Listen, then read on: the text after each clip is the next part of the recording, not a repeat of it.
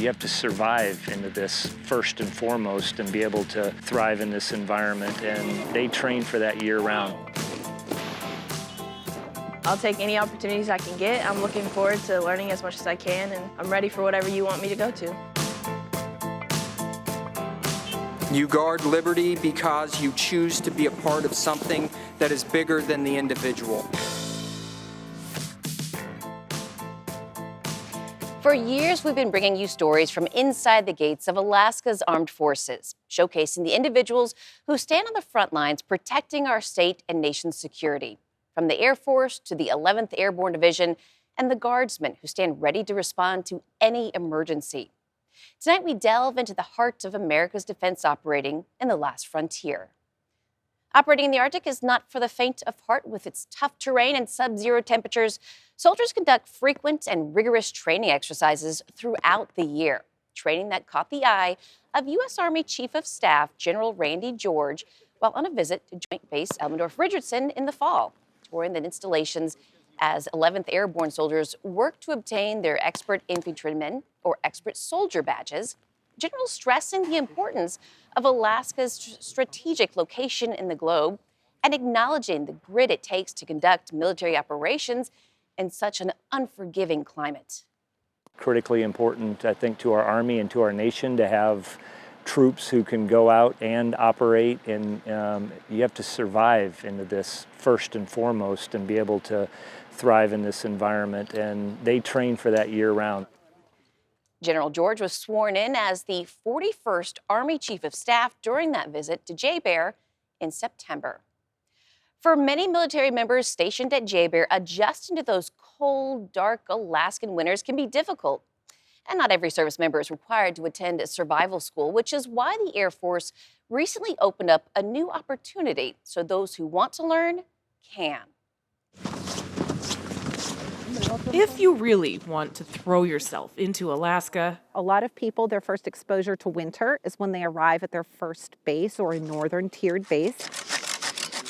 sleep outside in the middle of February. I'm all for it. I'm excited. That's exactly what these airmen are doing, taking advantage of an Arctic resiliency training program launched this winter season. We really wanted to empower people to know that they would be fine whether they're on or off duty if different circumstances hit them in the winter. The 2-day course offered by the 11th Air Force teaches airmen the fundamentals of cold weather safety, from proper gear and wildlife awareness, from shelter to fire building, as well as procuring food and water. We want to make sure that everybody, if they're anywhere in the state or anywhere in the Arctic environment, that they have those skills, because we can find ourselves in different places, servicing some of the stations that we have in Alaska. For many stationed at Alaska's bases, it's their first experience in an Arctic climate. We basically built this class to take someone that's straight out of Florida, put them in the Arctic, and then teach them what they needed to survive. Such as Second Lieutenant Tabitha Herring. I came in June of 2023. Who's up here at her first duty station. I wanted to get out and experience something new. I felt this was the safest place to introduce myself to the Arctic and the outdoors in a controlled environment. And taking advantage of opportunities to learn potentially life-saving skills when recreating in the great outdoors. So you're going to do a little slip knot on the end? It's training that's not necessarily required for non-rated officers stationed in cold weather climates, but can help these airmen safely experience all of what Alaska has to offer. It sounds like it should have always been there, right? And I think when all of us realized it wasn't there, we realized it needed to be. And Alaska's bitter temperatures affect all facets of operations, including medical treatments in a combat zone. Getting injured in the line of duty sometimes requires treatment on the fly and in the field. But how does that look in sub-zero temperatures when patients are also at risk of cold weather-related injuries? A joint force effort on JBER had active duty members in a life-saving exercise under some of the most extreme conditions. And a warning to our viewers here. Now, while the scenes in this video are of medical mannequins, it is very realistic and the images could be disturbing for some viewers. He's got an airway, he's breathing. It's advances in medicine beyond hospital walls and on to simulated enemy lines. Patient number 3 has amputation to the left arm. Over.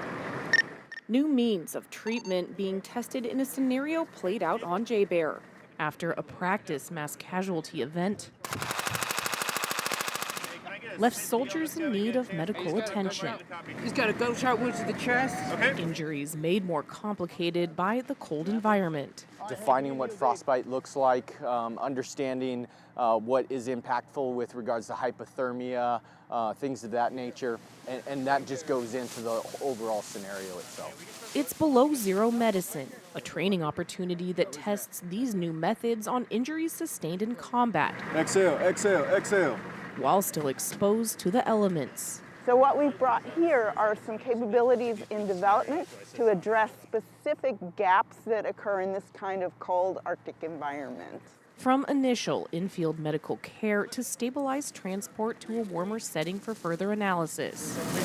Then from there, those injuries are brought back to a medical holding area where they can actually work through those experiments and develop below zero medicine for the greater joint community. We did bilateral NCDs on the left side. Using these high-fidelity trauma training mannequins. As real as it gets in terms of response. As the mannequin bleeds, the heart rate will increase, the respiration rate will increase, giving the student or the medic appropriate feedback, allowing for a much more realistic training scenario. You hear me? Exhale, exhale, exhale. It's experimental but effective training, teaching life-saving skills on the front line. We're gonna need a chest tube this guy, but we can't do it here.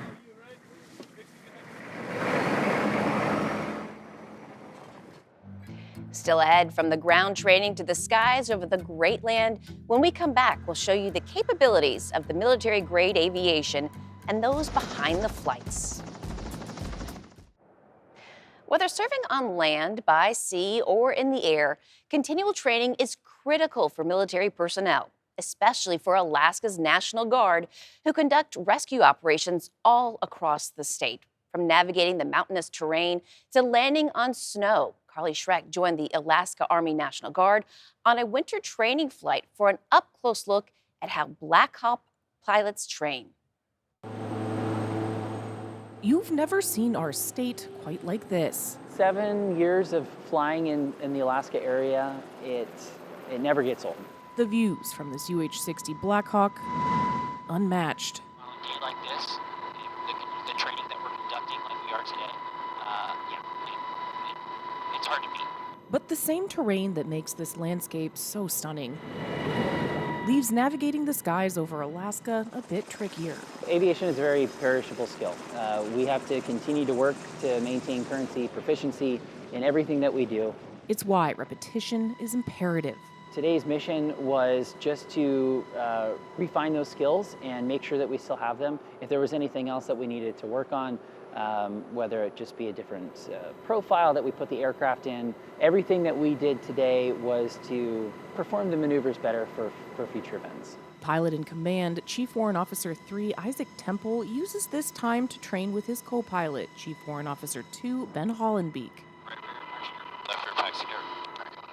From cruising over mountainous terrain to practicing low-level navigation. They summit every snowy peak and weave through every glacier valley they see. Much appreciated. We love seeing it. Before hitting the open fields of Willow to work on confined area landings. But missions such as this don't only demand highly skilled pilots. Pilots can only see what's directly in front of them. We're seeing the side, we're seeing the back. If we do deploy, we're the ones gunning, we're the ones shooting. So it's very important for everybody in the crew. For Crew Chief Specialists Andre McGee and Hunter Kinder, it's critical support that maximizes chances of success in any operation, anywhere. It's important to do those repetitive things because whenever you get into a situation where you are somewhere new or you do have a real problem, then you're able to react and it's second nature. This kind of repetition, I imagine, doesn't get old. Chasing shadows through service along some of the best land this country has to offer. From the agility of the Black Hawk to the raw power of a Chinook, every aircraft serves a purpose. And for transporting troops and delivering cargo, the U.S. Army will turn to the CH-47, the same helicopter that airlifted an iconic piece of Alaska history out of the wilderness. It's a workhorse of the United States Army. Capable of transporting troops, supplies, and battlefield equipment, the CH-47 Chinook is one of the bigger birds you'll see in the sky. There's a reason why I've been doing the same job for the last 16 years. The deep beat of the blades. A familiar sound for Alaska Army National Guard Sergeant First Class Jeremy Maddox. I absolutely enjoy it. Up in the airs, that's where I'm happy. With nearly 3,400 hours accrued, the standardization instructor has hooked a lot of things to this helicopter for carry, but by far the most memorable. Remember that movie, Out of the Wild? Or Into the Wild? Yes. Yep. Yeah, I read the book too. Yep. Yeah. I sling loaded that bus out. Making headlines when the Guard was tasked with transporting the iconic Bus 142 out of its Stampede Trail resting place. That bus was probably the most unique and weirdest sling load I had to do. And while a SUSV being slung on this training mission may not be a global sensation, we were demonstrating that we had the ability to be able to sling load a SUSV with a tandem trailer on it as well from one spot to another. Our ability is to be able to rig and inspect a sling load as well as hook it up and pick it up. It's necessary training for when the next call comes in. We fly every day. Practice done daily with capabilities that go well beyond basic transportation. As soon as the waters start opening up, we'll go out and start practicing, getting refresher training complete with water bucket training. So when the time does come, we're ready and we're certified and we can go out and fight wildland fires. Making these Alaskan Guardsmen as universal as the fleet they operate. And whether it's Blackhawks, Chinooks, C-17s, or C-130s, Alaska's military relies heavily on aircraft to carry out its mission and support the national defense of the United States. And many times, it's the pilots that tend to get all the glory. But if it weren't for a dedicated group on the ground, these birds would never see Alaska skies. There's a lot of pieces at play in any rescue mission. I am a support pilot for the Alaska Army National Guard. The pilots who transport the medics. When we get the call, my job is to figure out, okay, what do I need for this patient? The medics who treat the patients. It's a great experience, and it brings you back every day. But these hawks would never see Alaska's horizon. They are the ones that keep these things in the sky. If not for those on the ground. Medevac aircrafts like Margie. She's a great helicopter. I've logged many hours in this helicopter right here. Maintained by mechanics like Staff Sergeant Jonathan Holston. So Margie's going through a phase inspection. It's a pretty in-depth inspection process. They tear a lot of things apart, and they're just going over, making sure there's nothing broken, loose, fixing any kind of issues that they see on any kind of the systems of the aircraft. She might not look like much now, but that's because she's getting the attention she needs to remain flight-worthy.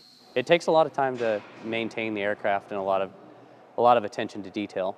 So you've helped them before, though? Yeah, I've handed tools. and cleaned windows. Behind-the-scenes leaders, those using the tools essential to the success of a safe operation. It's comforting to know the people that are working on these helicopters really care about their job. They know what they're doing. They take it seriously, and every day that they show up to work, they're able to get the job done. A critical piece that extends to any air fleet. Without them, we couldn't go out and do our training. We couldn't provide the services to the community or to the other soldiers within the force without the maintainers doing what they do to keep these helicopters flying. Whatever the mission, be it rescue or defense, the first line truly starts right here. And we know there's not a lot the National Guard can't do. Coming up, we'll tell you how the daily work of Alaska Guardsmen caught the attention of a national reporter.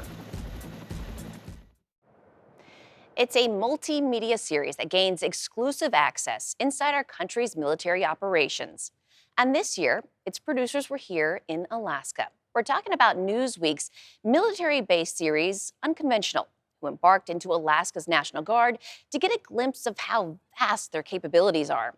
And the Newsweek reporter who took their stories to his national audience has an incredible story of his own. For years, we've been taking you inside the gates of Alaska's military installations. But when we recently took you along for a sling load training mission with the Alaska National Guard, what we didn't tell you was Naveed Jamali, NAV. We weren't the only ones reporting. I am the editor-at-large for Newsweek and the host of Unconventional. This is the crew with Newsweek's Unconventional, a series that profiles what active duty life is like across the United States. For me, my journey into the military was unconventional. Naveed Jamali draws from his own unique experience serving in the U.S. Navy to help break misconceptions everyday Americans may have on the military. Our job is to both humanize the people in the military and demystify what it's like for the outside world. So we're trying to speak to a general audience, and that was the nexus for it. Showcasing the lives of the new generation of men and women who make up one of our country's oldest institutions. Jamali's story just as interesting as the ones he now tells. Agreeing to work for the FBI as a double agent after the Navy initially rejected him. Literally, I sat down with them and asked them, if I help you with the Russians, will you write me a letter of recommendation? And 3 years later, I found myself wrapping up a pretty significant counterintelligence operation and then getting into the Navy as an intelligence officer. From spy to intelligence to veteran turned journalist. Jamali's current title now embeds him with units across the country, from flying in a B-2 stealth bomber to boarding air carriers with the Navy. All of this to learn how their reasons compare to his own.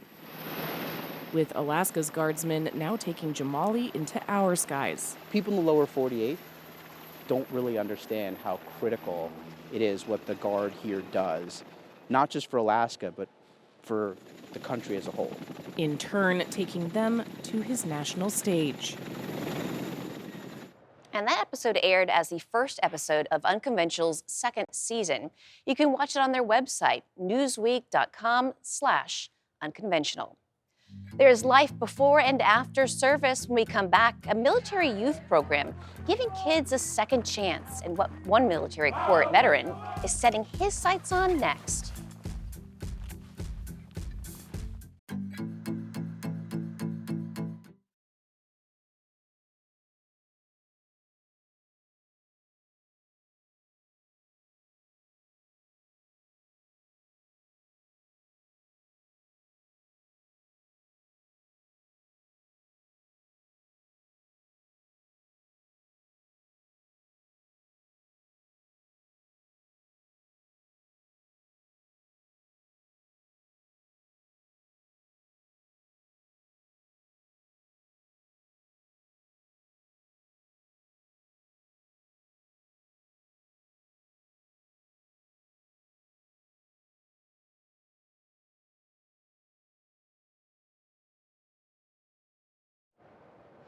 It's not just active duty service members that live and work on base. Each year, hundreds of high schoolers cycle through the Alaska Military Youth Academy.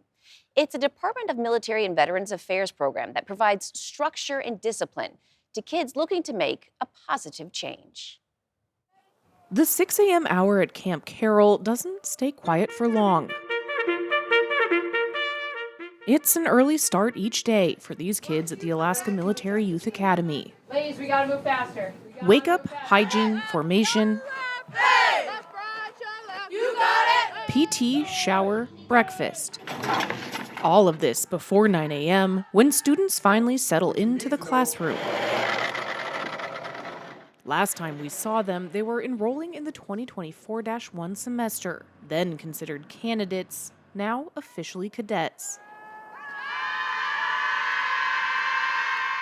But the road to get here to week 6. Acclimation phase was very crazy. It sucked, and that's when I really wanted to go home. Was not an easy one to take for Kaylin Herring, who is determined to make good on a promise. I kind of made like a promise to myself that I'd make it through this, and like a promise to my parents. And I'm already like almost 2 months in, so time has been flying by. For Anthony Flores, he's learning the value of self-discipline, a lesson he'll continue to apply long after he graduates. Everything you do here is definitely at least a little bit going to affect you when you get out.